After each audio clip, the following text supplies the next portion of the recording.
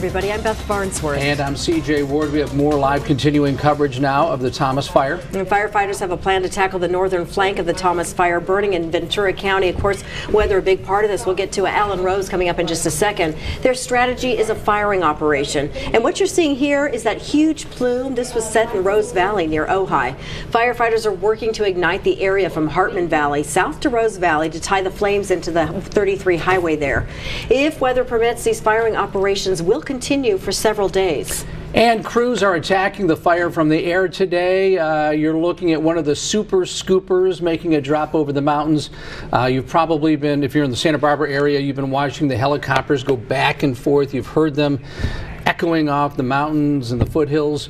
They are making just continuous drops. They're lining up, and they're trying to put out any hot spots before we get this wind event that may come on Wednesday. And some evacuations in the city of Santa Barbara were lifted earlier today. That was for the downtown area. The red, though, still mandatory. Orange is voluntary. I'll pull this up real quickly to show you. This is the area south of the APS, Alameda Padre Serra, then all the way down to the 101. So folks in that area are allowed back home this afternoon. Well, that is some good news. There's some other news that's not so good. That's right. You've got an update on this anticipated weather condition we're expecting on Wednesday. Yeah, we talked about this on Saturday. Remember saying that there was another chance for some significant wind, and there is an update to that. I want to get to it in just a second. But first, let's start out with the quiet, calm weather. It's been really a pretty nice 24-hour stretch of time here in Santa Barbara.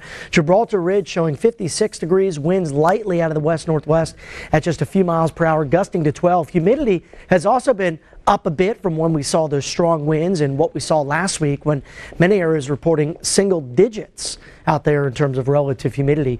Montecito current weather station showing 69 degrees, winds here coming out of the south-southwest, so it's a light sea breeze at 4, gusting to about 7. And as we take it towards the Botanic Gardens here, we're at 67 degrees, winds coming out the west-southwest at about 8, gusting to about 12 miles per hour. And for Ventura County, which did see some significant Santa Anas through the day yesterday, even into this morning, the winds have shifted now back onshore, coming out of the southwest at 7, gusting to about 13. Now here is what we're again a little concerned about, is the increase in wind does ramp up that fire weather risk. This just came down from the National Weather Service. It is a fire weather watch. These usually get upgraded to red flag warnings within a 24-hour period. So I expect by tomorrow night this will be turned into a red flag warning. It's in effect from 6 p.m. Wednesday to 10 a.m. Thursday, and with another round of windy, dry weather, we could see gusts back in the foothill areas between 50 and 60 miles per hour. Winds will come in initially, I think, out of the north-northwest and then shift to the north-northeast as we head past midnight. Let me show you the next 48 hours with our Futurecast winds. We don't get much past that with this wind model data, but this gives you an idea of the calmer weather that continues out there. So firefighting efforts will remain aggressive from both the air and the ground crews, as really not expecting much change to what we saw today through Tuesday night. Even into Wednesday morning, things should be pretty calm, but check this out here as we head past the noontime hour, wind speeds start to pick up. So I think by around 4 o'clock Wednesday, we'll see those wind speeds around 10 to 20 miles per hour. Something else we're hearing from a lot of viewers and calls into our newsroom is the air quality condition. Where is it? Has it improved? And I see a lot of folks not wearing the mask. You should probably still keep them on. We have an air quality warning that remains in effect in spite of seeing some blue sky mixed with smoke these past few days. The current air quality index per the Santa Barbara County Air Quality Control District is at moderate, and it's considered moderate to good in North County. Wednesday, Thursday, though, that's when we increase the wind, and those impacts likely worsen out across the south coast and into Ventura County, as we should see more blowing smoke and potentially some falling ash. That will be a big concern, not only for the air quality, but as well for the wind-prone passing canyon areas of the south coast. I got to say again, nice to see those efforts being made today, and what the firefighters did over the weekend was nothing short of remarkable. The fact that only a few homes were lost, and I know no good loss is obviously ever good, or no loss is ever good, but the fact that they were able to stand their ground and really protect in the midst of a firestorm and a windstorm is just it's unbelievable. It really is. It is. Oh, it's an incredible effort. Incredible. Absolutely. And we know that today we've got the water dropping helicopters going back and forth, putting out those hot spots in the hills in the Montecito area. I want to show you this activity map. And this is really good looking. You see on the west end, we don't have those bright red flare-ups. Again, that red indicates the most recent active in the last 12 hours. And what we're seeing up on the north end and then over in the Sespe Wilderness, those are still areas that they're really hammering right now. Not much activity in the San Ynez drainage, though, but picking up all those hot spots where they can, and then they lit that backfire in the Rose Valley area, and that's outside Ojai, and then again trying to tie that into flames that are already burning near the 33. So really making a strong effort, hammering these spots right now where the flares are still flaming. We've got smoldering homes, though, as you just mentioned, in the Montecito foothills, Gibraltar, Park Hill Lane, and really trying to get that out before Wednesday's wind event. And I've had a lot of people also text and call today, a lot of friends that live in the area say, hey, I've evacuated, I've been gone for a few days, can I come back? Or if I come back tonight or tomorrow, am I going to have to evacuate again? And there is a good chance, because even though we're not seeing a lot of active fire per this map here, there can be hot spots, there can be these smoldering embers that are still burning, and we've seen this before. All it takes is one burning ember and wind, and it can really cause a flare-up. Okay, we want to take you right out to San Marcos High School now. This meeting is getting underway. Facebook and for the local news agencies that are carrying this live. If you would be kind enough to silence your phones for me so we don't have any interruptions. And for those of you that might need to use a restroom, they're in the foyer of the facility right upside the aisle. The men's are to the right and the women's restroom is to the left. I have a favor to ask of the speakers. For the viewers at home, if you'd be kind enough when you come up to begin your presentation, if you would identify by name who you are, your rank or position within the organization that you hold, and your role on this fire, we would greatly appreciate it. That way those folks at home are a little bit more well informed. Following the speaker's last speaker's presentation, I'll have them all come up on stage. We're going to change the format a little bit. In the past, we have been doing live questions from the audience. We're going to actually have them come up here to the front of the stage, and you folks can come up and have one-on-one interaction. We're not going to do any live microphone type of question and answer periods. And with that, I'm going to introduce Chief Jeff Pemberton from CAL FIRE, and he's going to start off our today's meeting. Thank you.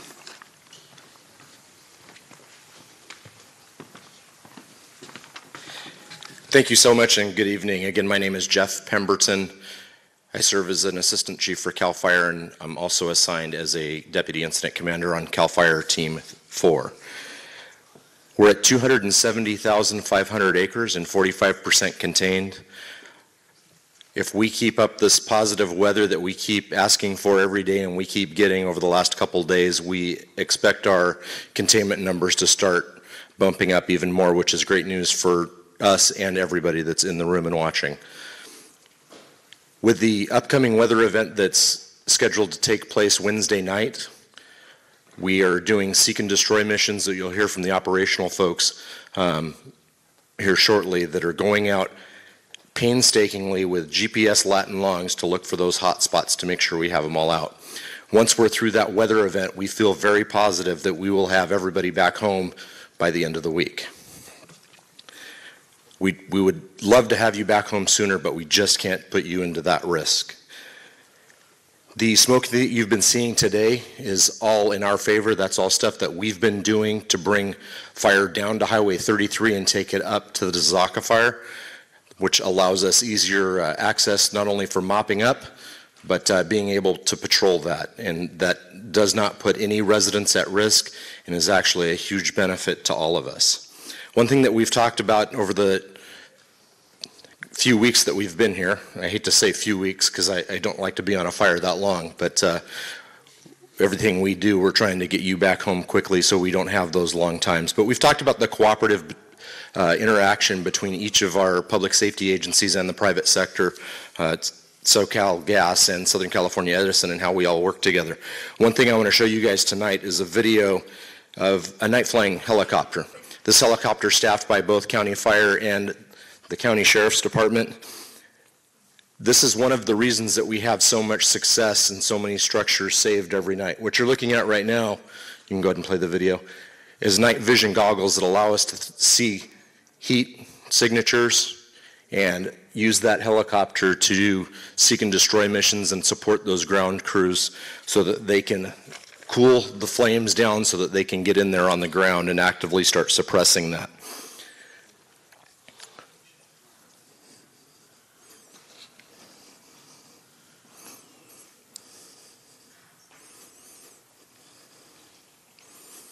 It's also very important for us, especially at night, it's to be able to know where the fire is going. And these types of aircrafts, which there's not very many in California. We're trying to grow our fleet every day. But this is one of those collaborative, cooperative endeavors between public safety agencies to serve you, the community. This particular helicopter has flown 11 night missions, performed 108 water drops, and have logged over 35 hours of night missions on this incident.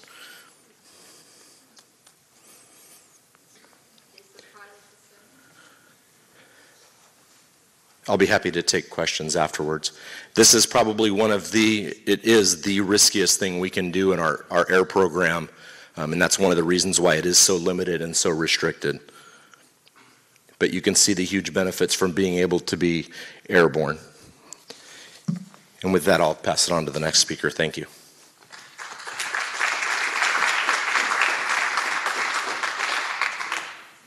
We start with the map.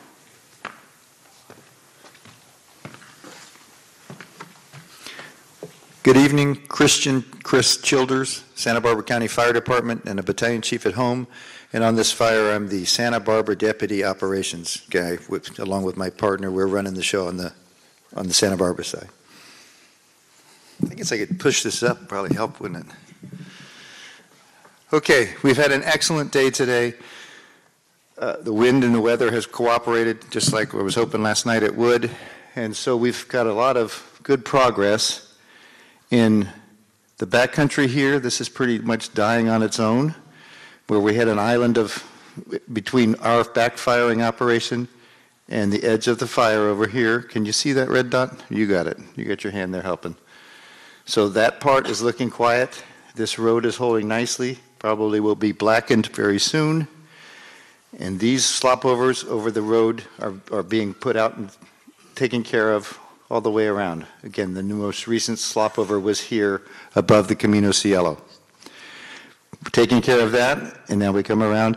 Here was one of our problem areas. You notice this area here is above the Jesucita shading right here. The gray is the Jesucita fire.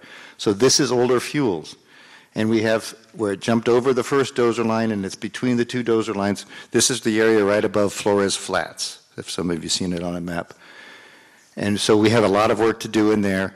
And right now, there are hand crews and strike teams of engines up there laying hose and cutting line around little fingers of flame and little fingers of burned areas to make sure we have direct line around all of the area up here so that is definitely safe by the time we get ready, get this wind event in 2 days.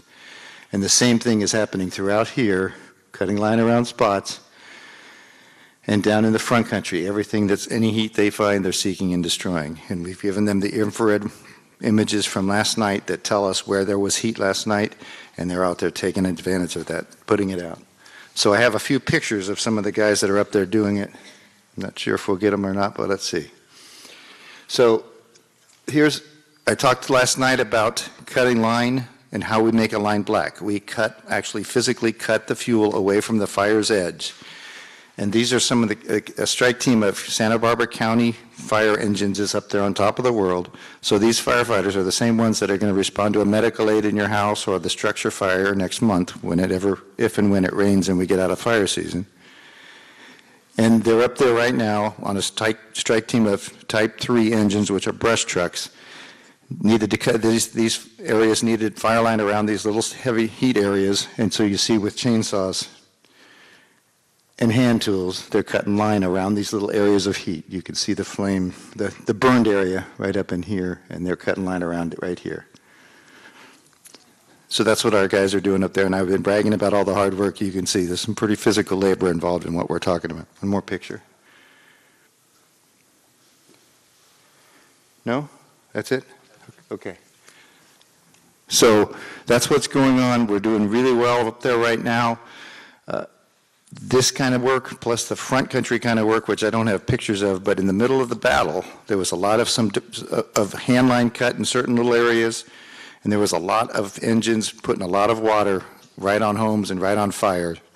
And the fact that we had them here ahead of time and had the pre-planning time, the fact that we got them in there and they were familiar with the areas, so when the wall of flames came down, they could drive in those driveways because they'd already seen it in the clear daylight, made it all the difference in the world. And that's why we did not lose very many homes. And I don't know the official number yet, but it's coming soon, and there was a lot of heroes up on the hill that day. Any questions, I'll be here afterwards, okay?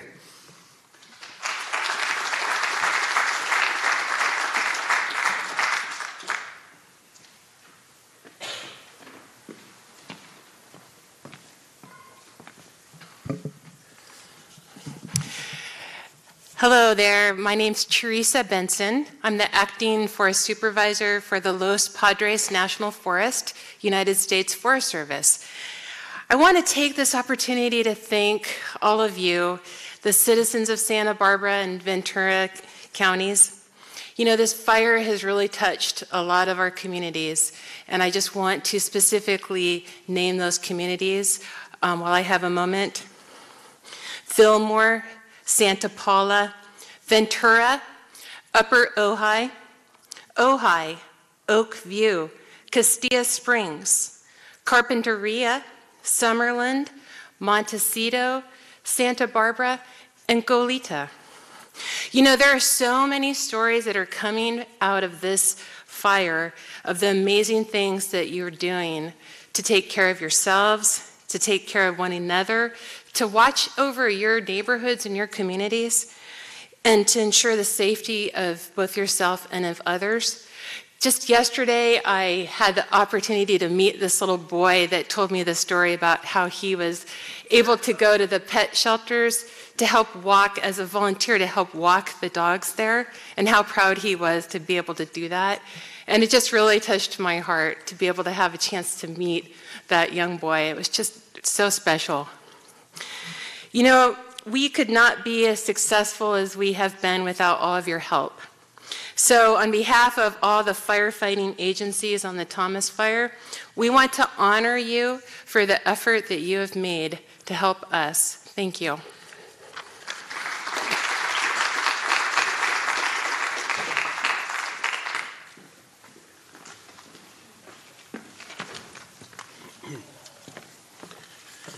Good afternoon, everyone. I'm Bill Brown. I'm the Sheriff of Santa Barbara County. I'm here to talk to you about the Sheriff's mission in this incident, which is to evacuate people, to warn people of potential for pending evacuations, and to provide security for those areas that have been evacuated.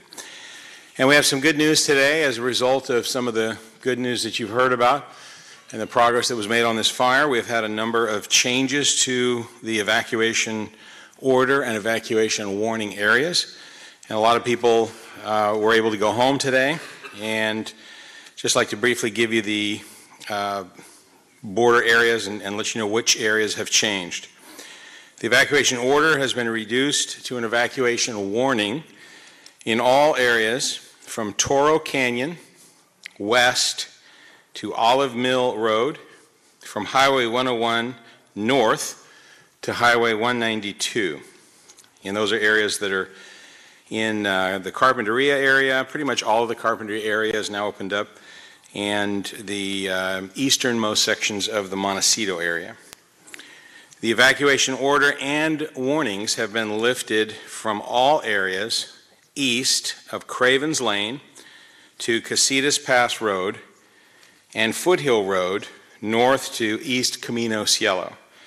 And that, as I indicated, includes most all of the Carpinteria warning zones or evacuation zones. And the evacuation warning has been lifted for the area defined within West Mission Street at Highway 101, east to State Street, north to Constance Avenue, east to Garden Street, south to Los Olivos Street, east to Alameda Padre Serra, APS, south to South Salinas Street to Highway 101, and from Highway 101 east to Avenida Padre Serra, again APS. And those are areas within the city of Santa Barbara. And the evacuation warning has also been lifted for all areas and residences south of Highway 101 to the Pacific Ocean between Ninos Drive east to Sheffield Road, and all areas from Toro Canyon Road east to Casitas Pass Road between Highway 101 north to Foothill Road and Highway 192. And again, that is the Montecito area as well. It's that area that's predominantly to the east and below the 101, east of the eastern area of Montecito and below 101. These changes to the areas have resulted in, and we still have, by estimate, about 16,000 or so people who are in the evacuation areas. But we have reduced the people affected by the warning areas from about 30,000 down to about 10,300. Again, I want to remind everyone to please stay vigilant and aware of what the current fire conditions are. We had a good day yesterday and a good day today. We're certainly hoping for another one tomorrow. There's some concern about what could be coming in the next few days after that. So we want everyone to stay tuned and stay connected to what changes are. There may be some additional changes forthcoming tomorrow or the next day. And hopefully once danger is felt to be mitigated to the point where we can evacuate, lift the evacuation orders, we'll be repopulating a lot of other areas as well. Please continue to adhere to all road closures and evacuation orders, and please drive slowly and yield to any emergency personnel or vehicles that are in the area. I want to shout out a few thank yous tonight. We had an incredible turnout from our law enforcement partners for our mutual aid when we called. We received officers and deputies from throughout the Tri-County area. So San Luis Obispo and Ventura counties came and responded to help not only the Sheriff's Office, but the Santa Barbara Police Department and all the law enforcement agencies in Santa Barbara County in providing people to staff the road closures and to provide security patrols within the evacuated areas. We will be continuing to provide those patrols. We are assisted also in that endeavor by the National Guard, and we're very appreciative and grateful for their assistance. The unit that we have is down from the Sacramento area and draws from people from throughout Northern California, and they're doing a terrific job. They're staffing a number of the barricades and the fixed posts to prevent people from going into the closed areas. And then lastly, I've tried to single out a group of people to identify and thank for their efforts. And tonight I just want to thank the people of Santa Barbara County generally. The support and the response that we have received throughout this fire has just been tremendous and very uplifting. And the cooperation and the generosity that has been exhibited has really been second to none. We've had people who have come in and provided a significant number of Starbucks coffee cards. We had people that have brought in, I think they cleaned out a bakery somewhere because there were so many cookies and cakes and pies and all kinds of things. And we even had some venison sausage that was sent to us from Texas. And so we had caffeine, carbs, and protein covered last night. And lots of diets that'll be starting in the new year. But we thank you very much. And I also just want to do kind of a personal shout out and thank you. Today at lunch, the undersheriff and I were having lunch in a restaurant in Santa Barbara, and I want to say thank you to the two ladies who paid for our lunch and left before we had a chance to go over and say thank you for that. So thank you very much for your generosity.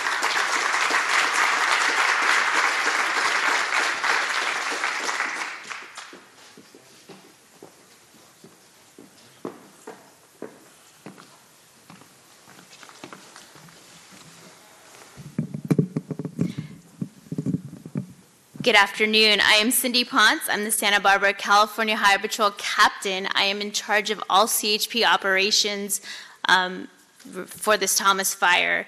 So we are pleased to report that all off-ramps, with the exception of Hermosillo off the northbound 101, are now open. So we just have one off-ramp closed. We will be closing the 154 in the morning again from 5 a.m. to 9 a.m. to allow for ingress and egress out of the Lake Cachuma camp. So please continue to use the 101 as an alternate route in the mornings. And we just thank you so much for your patience with all these closures. We are manning 26 fixed posts along the 192 and Olive Mill Road. We're not allowing traffic north of the 192 or west of Olive Mill Road. We completely understand that everybody who's in a mandatory evacuation zone just wants to go home, and we want that for you too. However, it's just not safe to go in those areas yet, and until it is, we're directed to keep everyone out. So please follow the directions of our officers at these closures. And tonight, I really want to thank all the wonderful men and women who are working at the Emergency Operations Center here in Santa Barbara. You guys would be amazed to see how much goes on behind the scenes at the Emergency Operations Center. And those are your county employees. They are amazing. So you should be very, very proud of the hard work that all of them are doing. They stopped doing their day jobs and they are focused on getting everything that's needed to get all the resources out to the men and women working this fire, law enforcement, first responders working the fire. So huge shout out to all your county employees. They're amazing. And like Sheriff Brown said, the outpouring of support from the community has been absolutely overwhelming. Us too, we're gonna have to go on a diet too because our folks are being fed day and night. People will come out to the closures and give them food. I mean, just the overwhelming support and heartfelt kindness from the community is overwhelming to us. So we just thank you and continue to thank you for your patience and your support. So thank you very much.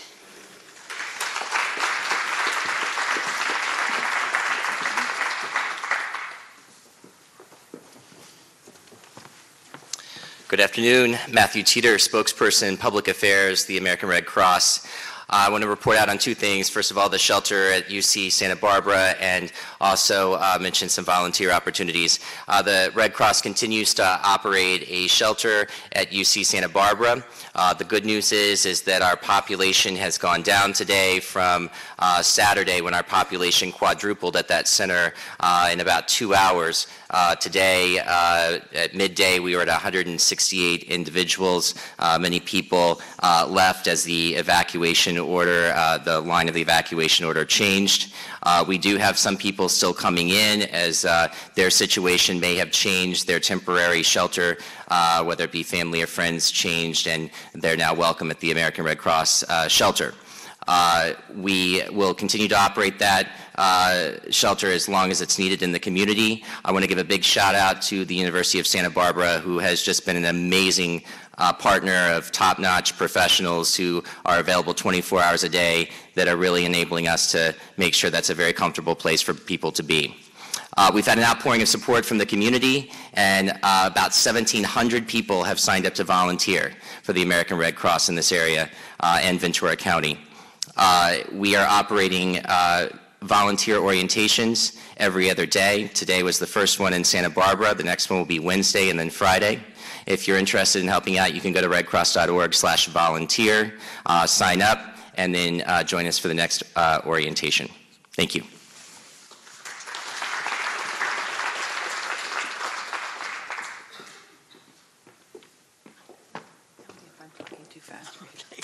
Good afternoon. I'm Judith Smith-Meyer. I'm the Communications Manager at the Food Bank of Santa Barbara County. I want to express on behalf of everyone at the food bank our gratitude for everyone who has been working to keep all of us safe. We had staff members evacuate the first night, run out of their homes at 2 in the morning in Ventura with their children and pets, and Saturday all the way up to our CEO was evacuated. So this fire has certainly hit us personally, and we additionally, of course, are seeing the need in the community that's resulting from the Thomas Fire. Since the fire began, the food bank has collaborated with the Red Cross to provide snacks and water and healthy fresh produce at the evacuation shelter at UCSB. But the impact of the fire has reached so far beyond those displaced by evacuation, and that's what we're seeing among the people that we serve. Local school children, we're missing more than 28,000 meals every day in the Santa Barbara area that the schools were closed. Most schools were closed for 7 days straight, so you can do the math on that. And this school meals are a really critical source of daily nutrition for these children. Many of them receive breakfast and lunch at school, so that's 2 meals of their day that just disappeared unexpectedly starting last week. Additionally, some families, many of the parents of these kids are losing work. They're experiencing really sudden and precipitous loss of income. Their places of employment are closed or cutting back hours. So the need for food has shot up dramatically since we've opened our 5 emergency food distribution sites just last week. Our entire contents of our warehouse turned over 2 times just in the week that we were providing emergency food distribution. So the need is huge and ongoing. It's great to hear about the evacuations being reduced and people being able to go back home. And it'll be great when people can get back to work, but the feeling of the fear of that loss of income is going to really continue for quite some time.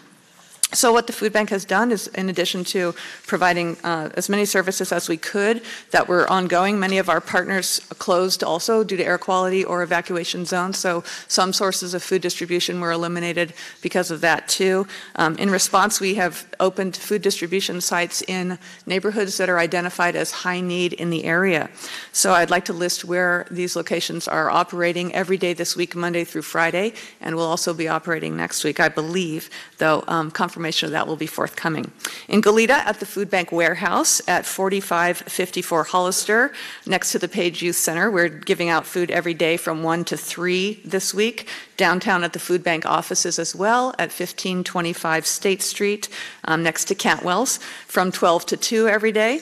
On the east side, Franklin Neighborhood Center will be offering food distribution from 12:30 to 2 p.m. every day at 1136 East Montecito Street. We're working with the West Side Boys and Girls Club to distribute food on the west side at 602 West Anapamu Street from 12 to 2 every day as well. And in Carpinteria at St. Joseph Church at 1500 Linden Avenue, food will be distributed from 12 to 2 as well. This week on Thursday only, we also have 2 distribution sites in Isla Vista. One is at the Ivy Youth Projects at 970 Embarcadero Del Mar. They're open from 3:30 until 5:30 p.m. That's this Thursday, December 21st. Also at St. Mark's Parish, Catholic Charities is going to be offering food beginning at 3 p.m. at 6550 Picasso Road.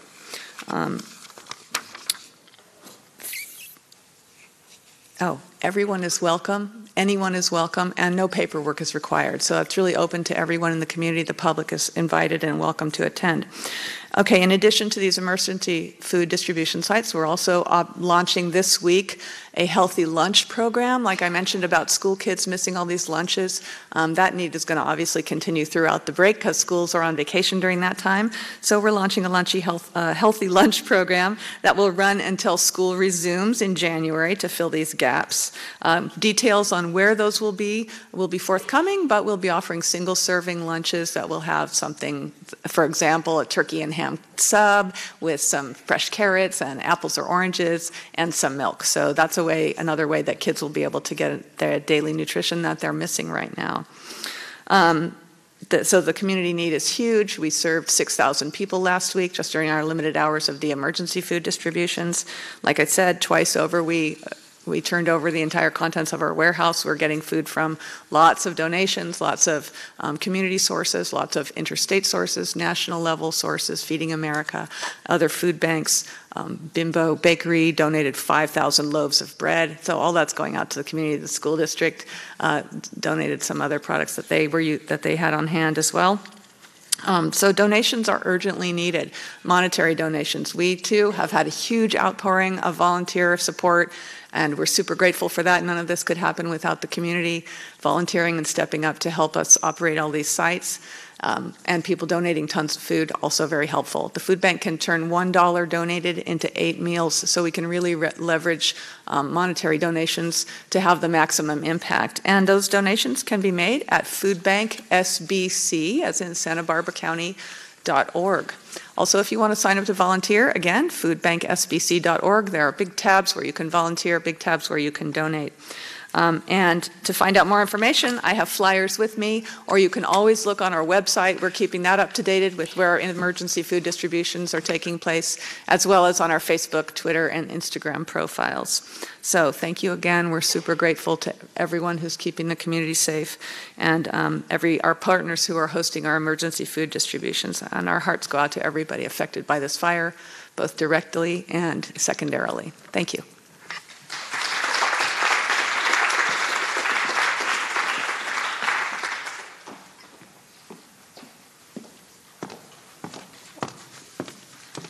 Good afternoon. My name is Suzanne Grimacy. I have been working at the Emergency Operations Center. I work in the Joint Information Center there. When I am not working at the EOC, I work for the Santa Barbara County Department of Behavioral Wellness. And I want to recognize the impact that this fire has had on us all individually, but also as a community. It's been felt by all. The impact of the evacuation, people needing to leave their homes at a moment's notice, and without any advanced preparation, others having to make the difficult decision of when to leave, what to bring, how to prepare, worry about pets and loved ones, staying away from home or at shelters for days on time and not knowing when they can safely return. We have had a significant amount of displacement from families, and not only those in the situations of evacuation, but our many responders, our first responders, those working in the Emergency Operations Center, have really been displaced from families now since the start of the fire, and the impact with that. We have had complete disruption in our daily routines, from the start of the fire affecting our power and electricity, our air quality throughout the county, transportation, work, finances, school, childcare. It has disrupted our lives, and it has left us with an undermined sense of safety, not knowing how the fire will turn, not knowing when we can go back to our homes, not knowing if things are safe when they're left alone. How blessed we are to have the community that we do and know people are out there protecting and fighting and taking care of us. We are an incredibly strong community. We've been through wildfires before, and we have come out okay, and we will with this one as well. We truly are an amazing community. It's so important to remember during this time, because it will keep going on for a while, to take care of ourselves and to take care of each other. Also to know that there's a lot of others out there with resources to provide support. There are flyers in the back of the room. I'm not sure if you have them now. And on them, they have the phone number for the Thomas Fire Information Line, where you can get information on the fire, you can get updates, you can get information on evacuation areas, things that have changed, but you can also call and get support. You can call that number to speak with a counselor. You can call that number to request transportation assistance if needing to evacuate. And that number again is 681-5542. So I encourage you strongly to know that this will go on for a while and to take care of yourselves, take care of each other. We had the same bakery fairy visit the EOC at about 4 in the morning the other night. So look out for each other and reach out for support. Thank you very much.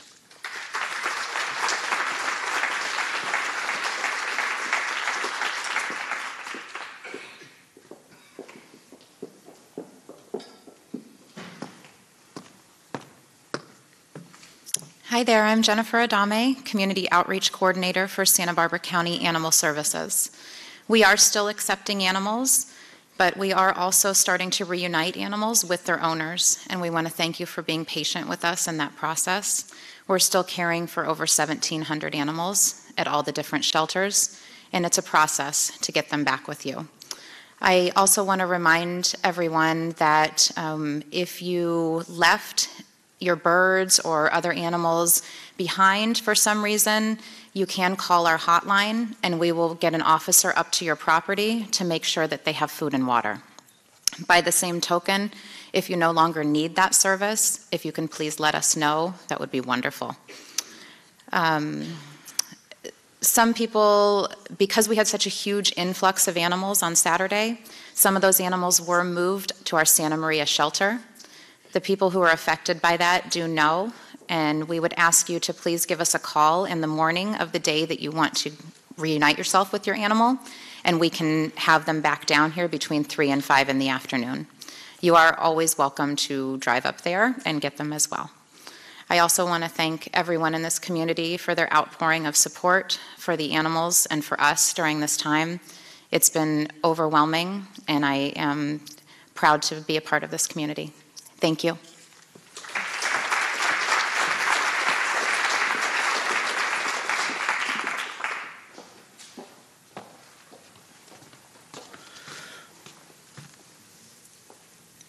Thank you.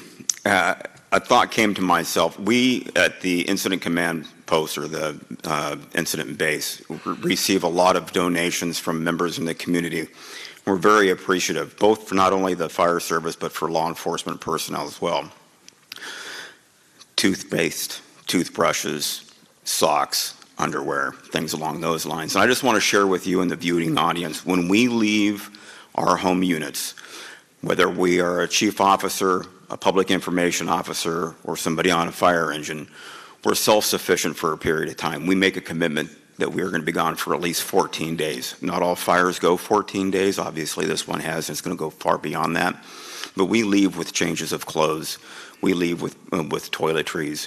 Within about 36 to 48 hours, we have an infrastructure that supports us with food, showers, toilets, and whatnot. We thank you for your thoughts, and if you wanted to make a donation of some sort like that, go ahead and steer it towards the Red Cross, the Salvation Army, or one of those other entities that can get those items to the members of the community that may need it. So I thank you very much for your attention today. We are not going to pass the microphone around. We're just going to change the format up a little bit. Like I mentioned earlier, all of our guest speakers will be here at the front of the stage, and if you'd like to ask any questions one-on-one, please feel free to do so. As of right now, this meeting will be held again tomorrow unless it's changed with the decision-making up above my head and pay grade. So thank you very much, and have a great day.